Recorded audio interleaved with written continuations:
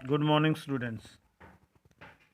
कल हमने अमेरिका में नागरिक अधिकार आंदोलन के बारे में पढ़ा कि 1954 से 68 तक 14 साल लंबा आंदोलन मार्टिन लूथर किंग जूनियर की अगुवाई में नस्ल आधारित भेदभाव के खिलाफ चला और ये सफल आंदोलन रहा। जो भेदभाव का शिकार था वर्ग, उनको अधिकार दिलाने में यह आंदोलन सफल रहा।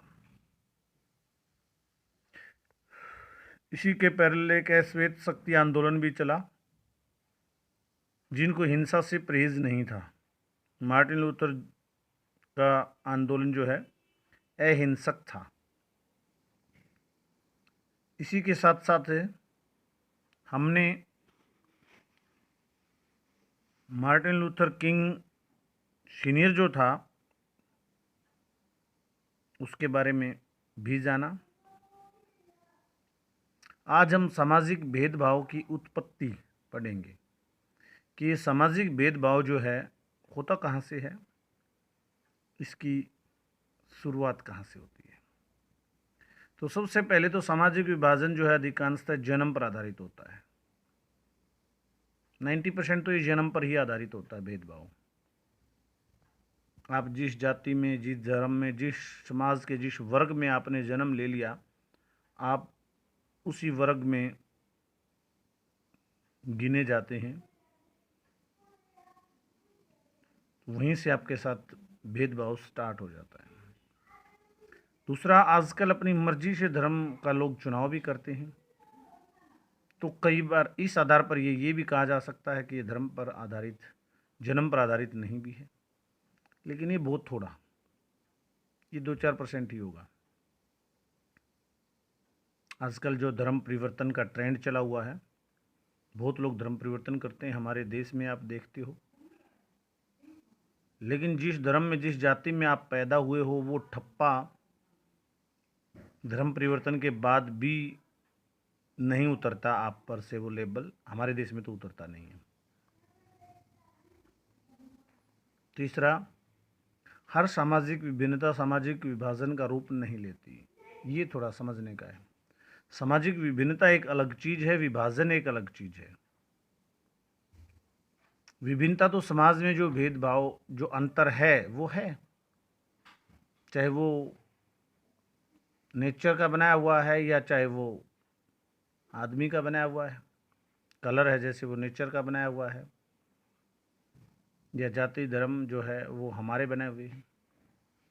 कोई किसी का रंग कुछ है, किसी का रंग कुछ है, कोई किसी जाति में पैदा हुआ है, कोई किसी धर्म में पैदा हुआ है, वो विभिन्नता है। लेकिन उसके आधार पर विभाजन वो अलग चीज़ है।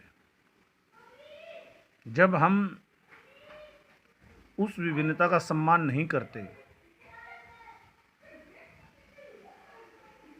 हम ये नहीं मानते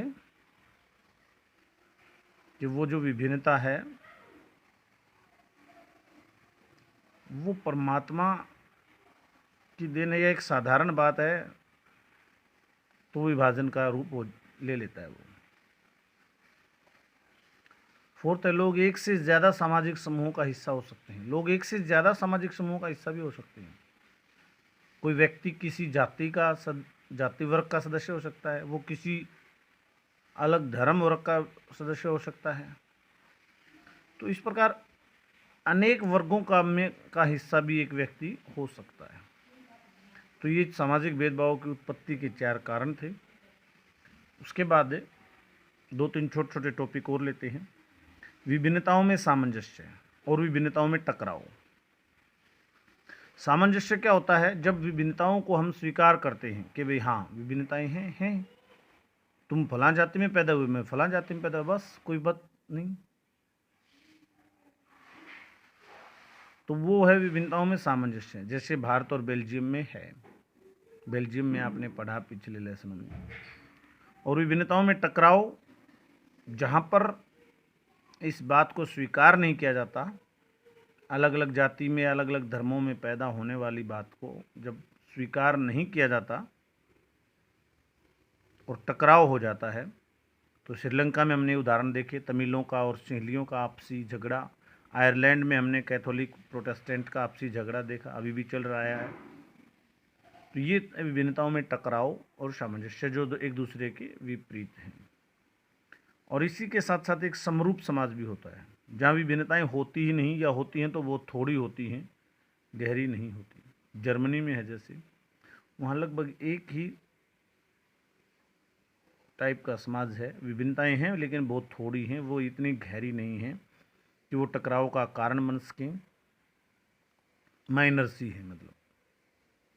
तो ये 3 तरह के रूप हैं विभिन्नताओं के आधार पर। समाज में विभिन्नताओं में सामंजस्य हो सकता है, टकराव हो सकता है, और समाज समरूप समाज हो सकता है। तो ये सामाजिक भेदभाव की उत्पत्ति के कारण और ये 3 छोटे छोटे टॉपिक आप हमने किए।